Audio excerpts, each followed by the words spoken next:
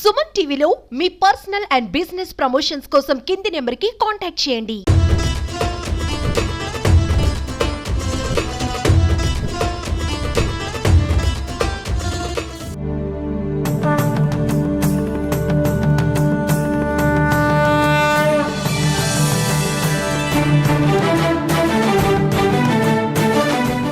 నమస్కారం, welcome to temple tour with Gitanjali.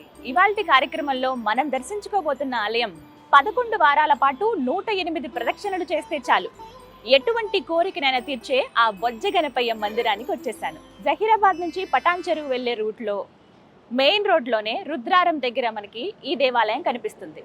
అదే గడ్డ గణేష్ మందిర్. లోపలికి వెళ్ళి ఆ స్వామివారిని దర్శనం చేసుకుందాము. మరి పదండి.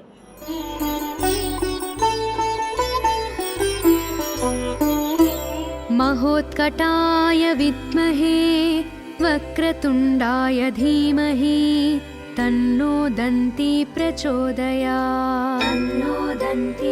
ముందుగా ధ్వజస్తంభానికి నమస్కారం చేసుకోవాలి. ఓం గం గణాధిపతయే నమః. ఇక్కడ ఎన్ని స్లిప్పులు ఉన్నాయో చూసారా? అలాగే ప్రదక్షిణ చేస్తున్న ప్రతి వారి చేతిలో కూడా మనం ఆ స్లిప్పులు చూస్తున్నాం.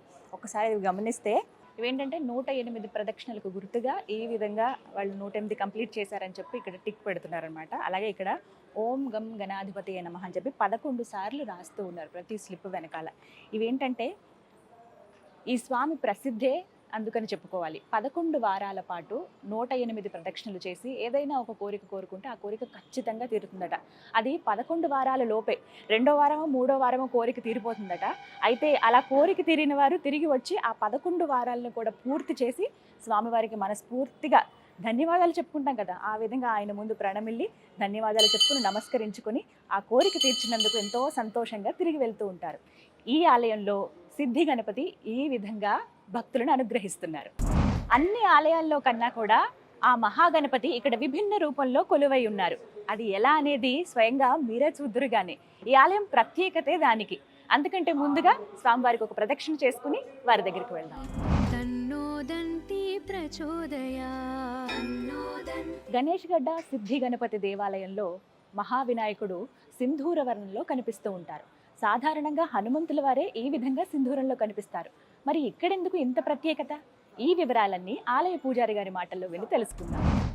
శాస్త్రంలో సింధూరము హనుమంతుడికి 2 చోట్లే చెప్పారు. ఒకటి ముఖానికి, మూతికి మాత్రం, ముఖం కూడా కాదు, మూతికి 2 పృష్ఠభాగం తోక ఉన్న చోట. ఇవి 2 చోట్లే హనుమంతుడికి శాస్త్రంలో చెప్పింది. కానీ సింధూరంలో నుంచే వచ్చిన వాడు గణపతి.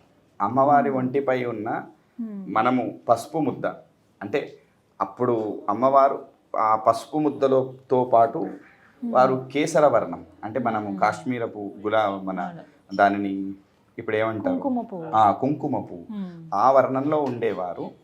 ఆ పసుపులో అది కలిసేసరికి ఈ వర్ణం ఏర్పడింది. అయితే గణపతికే పూర్తిగా సింధూర వర్ణం. మన ప్రాంతంలో మనము చూడము, కానీ కర్ణాటక, మహారాష్ట్ర ప్రాంతంలో వాళ్ళు పూర్తిగా గణపతికే సింధూరం ప్రధానంగా నమ్ముతారు. హనుమంతుడికి తర్వాత ఇంకా కాలమానం ప్రకారం వేరే ఉద్దేశంతో వచ్చింది. కానీ శాస్త్రంలో ప్రాతస్మరామి గణనాథ మనాథ బంధుం సింధూరపూరితం అని అంటే ఈ సింధూరంలో ఉన్న గణపతిని లేవగానే ఎవరైతే దర్శనం చేసుకుంటారో ఆ రోజు వారికి వచ్చే గండాలు తీసేస్తాడు అని శాస్త్రవచనంలో ఒక నానుడు ఉంది. కనుక సింధూర వర్ణంలో ఉన్న గణపతిని ఎవరు దర్శించుకుంటారో వారికి ప్రతినిత్యము మంగళం జరుగుతుంది. అలాగే మీరు చూస్తున్న ఈ సింధూర వర్ణం రావడానికి గల కారణం మదనానంద సరస్వతి స్వామివారి మహాత్యం. ఎందుకంటే బీజాక్షర శక్తి అంతా పెట్టారు, అది కనపడకూడదు. కనుక ఆ శక్తిని తట్టుకోవడానికి ఏదైనా ఉంది అని అంటే కలియుగంలో సింధూరానికి మాత్రమే అంత శక్తి ఉంది. కనుక ఇక్కడ ఎవరైతే అభిషేకం చేసుకొని సింధూర లేపనం చేసుకుంటారో, ఈ సింధూరం వారు ప్రతినిత్యము తిలక ధారణ చేస్తారో, విద్యకు సంబంధించింది కానీ సంకటాలకు సంబంధించింది కానీ అన్నిటి నుంచి విముక్తి పొందుతారని వారి తపఃఫలంగా మనందరికీ స్వామివారు అందించిన సింధూర వర్ణంలో స్వామివారిని ఎవరైతే ప్రతినిత్యం దర్శించుకుంటారో వారి కోరికలు తప్పకుండా సిద్ధిస్తాయని నానుడు. ఆ శక్తి నుంచి అది కాపాడుతుంది. కనుక ఆ శక్తిలో ఉన్నది మనము ధరించుకుంటే మనకు ఎటువంటి అన్యేతరమైన శక్తులు మనను అంటే దుష్ట శక్తులు ఇబ్బంది పెట్టవు కనుక సింధూర వర్ణం స్వామిని దర్శించుకుంటే తప్పకుండా వారికి రక్షణ ఉంటుందని నాను. ఎన్ని అడుగులు వెడల్పుతో స్వామివారి దర్శనం ఇస్తారండి? అంటే మనము ప్రతి సంకష్టహర చతుర్దశికి వారి పెరుగుదలను చూడొచ్చు. పెరుగుతారా స్వామి? అంటే మీరు ఇప్పుడు కొత్తగా వచ్చారు, వారు మా సుధాకర్ గారు అని అన్నారు, వారు ఈ దేవాలయం నుంచి అంటే మొట్టమొదటి నుంచి అంటే దీనికి క్యూరింగ్ చేస్తూ నేను వారు ఇద్దరం అంటే నాకంటే ముందు నుంచి వారు ఇక్కడ ఉన్నారు. వారు చూసినప్పుడు స్వామివారు 2 ఫీట్లు 2 ఫీట్లు మాత్రమే 2 ఫీట్లు ఉండేవారు. ఇప్పటికి వచ్చేసరికి అది 4 ఫీట్లకి వెళ్ళిపోయారు పైకి. అడ్డం వచ్చేసేసి అప్పుడు 1.5 ఫీటు, ఇప్పుడు అది 3 ఫీట్లుగా మారింది. అంటే కాస్త ఇక్కడ పువ్వులు అడ్డుగా ఉన్నాయి కానీ అక్కడ నలుపు ఉంది చూడండి, అదంతా మేము సింధూరం పెడుతూనే ఉంటాం. ఇప్పుడు మళ్ళీ రేపు ఎల్లుండి సంకష్టహారం ఉంది, రేపే, అందుకు అలా వచ్చేస్తుంది అనమాట. స్వామివారు మాకు ఒక్కొక్క ఇంచు అప్పుడు తేడా చూపిస్తూ ఉంటారు. ప్రతి సంకష్టహర చతుర్దశికి స్వామివారిలో తేడా మార్పును మీరు గమనించవచ్చు.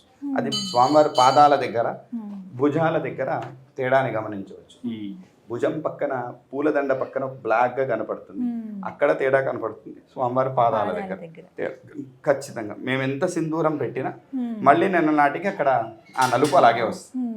అంటే వారు ఇక్కడ నిజంగానే ఉన్నారు అని మా యొక్క నమ్మకం. అందుకని వారికి ఎంత శ్రద్ధగా పూజ చేస్తే అంత తొందరగా ఫలితం ఇస్తారు. స్వామివారికి ఎదురుగుండా ఆయన వాహనమైన మూషికాన్ని మనం చూడవచ్చు. योद्धुकामं महावीर्यं वन्देऽहं गणनायकं गजवक्त्रं सुरश्रेष्ठं कर्णच మరి ఇంకా ఆలస్యం ఎందుకు, ఆ సిద్ధి గణపతిని దర్శించుకుందామా? పదండి. धैर्यं देवं वन्देऽहं गणनायकं यक्षकिन्नर गन्धर्व सिद्धविद्याधरैः सदा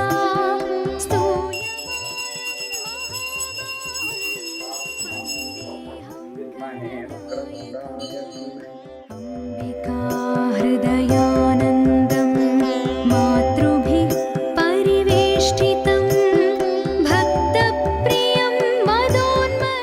ఆ బొజ్జగణపయ్య దివ్య మంగళ రూపాన్ని చూశారు కదా, ఎంత చక్కగా ఉన్నారో స్వామివారు. నిజంగా సింధూర వర్ణంలో అలా మెరుస్తూ ధగధగా కనిపిస్తూ ఉన్నారు.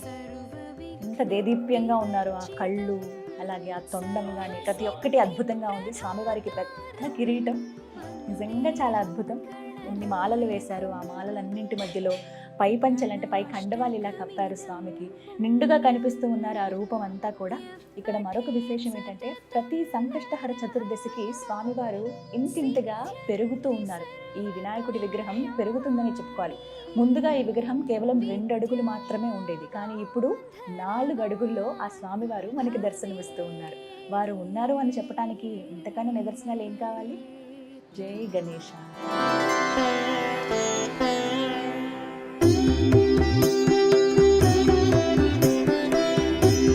అలాగే ఇక్కడ ఇంకొక ప్రత్యేకత ఏంటి అని అంటే స్వామివారు కేవలం మనమందరమే కాదు, అంటే మీరందరూ కాదు, నేను కూడా ఆ శివయ్యకు భక్తుణ్ణే అని చెప్పేందుకు గుర్తుగా వారి కుడి చేతిలో శివలింగం కనిపిస్తుంది. ఒక్కసారి చూడండి. ఇక మరో చేతితో తొండంతో ఆ లడ్డూని అంటే ఆ మోదకాన్ని ఆయన పట్టుకుని ఉంటారు. అలాగే భుజాలకు నాగుపాము మనకి 2 చోట్ల దర్శనమిస్తూ ఉంటుంది. అలాగే స్వామివారి కళ్ళు చాలా చాలా ప్రత్యేకం ఇక్కడ. అలాగే ఇక్కడ ఇంకొక విశేషం ఏమిటంటే స్వామివారి నామాలు ఉన్నాయి చూసారా, అడ్డనామాలు. వాటి వెనుకగా నిజంగా విగ్రహానికి ఒక గుర్తు కూడా ఉంది. అదేమిటి అని అంటే సుబ్రహ్మణ్య స్వామి చేతిలో ఒక ఆయుధం ఉంటుంది. ఆ ఆయుధం తిరగేసి పెడితే ఏ విధంగా ఉంటుందో అలా స్వామివారికి ఇక్కడ నామంలాగా ఏర్పడింది. గమనించండి.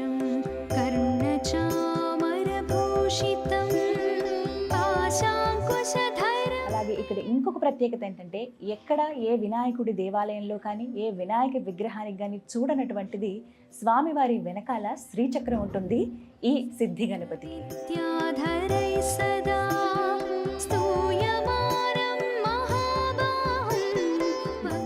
అంటే ఈ విగ్రహం ప్రత్యేకత ఏమిటో తెలుసా? చేతిలో శివలింగం అంటే నాన్నగారు, వెనకాల శ్రీచక్రం అంటే వారి అమ్మగారు, మరోవైపు నుదుటన సుబ్రహ్మణ్య స్వామి ఆయుధం అంటే వారి అన్నగారు. ఈ విధంగా మొత్తం అందరి శక్తిని ఆయనలోనే చూపిస్తారనమాట. నమో గణేశ. సిద్ధి విద్యా గణపతిగా ఈ గణేష్ గడ్డలో స్వామివారు వెలిసి ఉన్నారు. కోరిన కోరికలు తీరుస్తూ ఎంతోమంది భక్తులకు తనున్నానంటూ ఒక అభయ హస్తం ఇస్తున్నారు ఈ సిద్ధి విద్యా గణపతి. జై గణేష్. ప్రతి ఉదయం 6 గంటల నుంచి మధ్యాహ్నం 1 గంట వరకు, అలాగే సాయంత్రం 4 గంటల నుంచి రాత్రి 8 గంటల వరకు స్వామివారు భక్తులకి దర్శనమిస్తారు. ఓం నమః శివాయ, ఓం నమః శివాయ,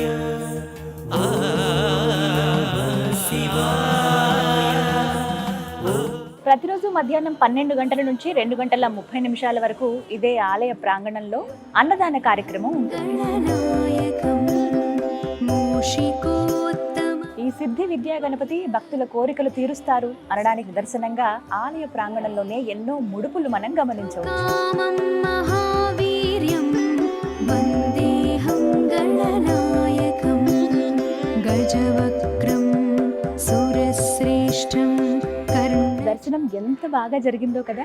ఆ స్వామి రూపం ఇంకా కళ్ళల్లోనే ఉంది. మళ్ళీ మళ్ళీ వెళ్ళి దర్శించుకోవాలనుంది. అంత అందంగా ముద్దుగా నిండుగా కనిపిస్తున్నారు ఆ సిద్ధి విద్యా గణపతి. యక్ష కిన్నర గంధర్వ సిద్ధ విద్యాధరై సదా స్తూయమానం మహాబాహుం వందేహం గణనాయకం అంబికా హృదయ. ఇదే ఆలయ ప్రాంగణంలో ఎన్నో ఉపాలయాలను కూడా మనం దర్శించుకోవచ్చు. అందులో భాగంగా ముందుగా శివాలయాన్ని దర్శించుకుందాం. ఆ శివయ్య ఎంత చక్కగా ఉన్నారో చూడండి. ఓం నమః శివాయ, ఓం నమః. చాలా చాలా నిండుగా అద్భుతంగా కనిపిస్తుందండి. అంటే ఆ శివయ్య వచ్చి అలా కూర్చున్నారా పానవట్టం పైన అని అనిపిస్తుంది. ఒకసారి ఆ రూపాన్ని చూడండి. పైపంచి ఈ విధంగా వేశారు. మొత్తం మాలలతో అలంకరించారు. విభూతితో స్వామివారిని ఆ లింగం మొత్తం అలంకరించారు. ఆదిశేషు అలా చుట్టుకుని ఉంది స్వామివారికి. మరోవైపుగా త్రిశూలం, ఢమరుకం, రుద్రాక్షలు కనిపిస్తున్నాయి. ఎంత సుందరంగా ఉన్నారు. హరహర మహాదేవ శంభో శంకర. ముందుగా నందీశ్వరుడు చూడండి. స్వామివారి ఆనతి కోసం, అనుమతి కోసం ఎప్పుడు సిద్ధంగానే ఉంటారు. శివోహం శివోహం చిదానంద రూపః శివోహం శివోహం. ఆ శివయ్య ఇక్కడుంటే పార్వతమ్మ కూడా చెంతనే ఉంటుంది కదా. అగో అమ్మవారిని దర్శించుకోండి. మా జగన్మాత ఎంత చక్కగా ఉన్నావు తల్లి. పసుపు రంగు, ఎరుపు, పచ్చ కలిపిన చీరలో ఎంత ముద్దుగా కనిపిస్తున్నారు అమ్మవారు. ఆ కళ్ళు చూడండి, చక్కగా నవ్వుతున్నట్లుగా అనిపిస్తుంది. ఆ మోము ఆభరణాలు వేసుకున్నారు పూలమాలతో. సింపుల్గా ఉన్నా చాలా నిండుగా అందంగా కనిపిస్తున్నారు పార్వతీ అమ్మవారు. మా జగన్ సుందరి మాధవి చంద్రసహో. ఇక మరోవైపుగా బాలసుబ్రహ్మణ్య స్వామి ఆలయం కూడా మనం చూడొచ్చు. స్వామివారిని దర్శించుకుందామా రండి. నెమలి వాహనుడైన ఆ కుమారస్వామి ఇక్కడ బాలసుబ్రహ్మణ్యేశ్వరుడిగా పూజలు అందుకుంటున్నాడు. దర్శించుకోండి ఆ రూపాన్ని. వల్లీసనాథ మమ దేహి కరావలంబం దేవాదిదేవసుత దేవగణాధినాథ. అత్యంత శక్తివంతుడైన బలశాలి అయిన ఆ ఆంజనేయుడు ఇదే ఆలయ ప్రాంగణంలో పంచముఖ హనుమాన్గా భక్తులకు దర్శనమిస్తున్నారు. చూడండి ఆ రూపం ఎంత అందంగా ముద్దుగా కనిపిస్తున్నారు. సతి అంజనా దేవి వరభాగ్యమయీ జనించిన ఆంజనేయా నమో గతివాయుదేవునికి.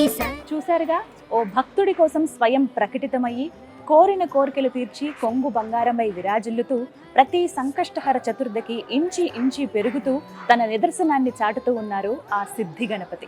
ఆ మహాగణపతి దర్శనం మీకు కూడా కలగాలని మనస్ఫూర్తిగా కోరుకుంటూ మరో దివ్య ఆలయ సందర్శనంతో టెంపుల్ టూర్ విత్ గీతాంజలి కార్యక్రమంలో మళ్ళీ కలుస్తాను. అంతవరకు సెలవు. ఓం గం గణాధిపతయే నమః.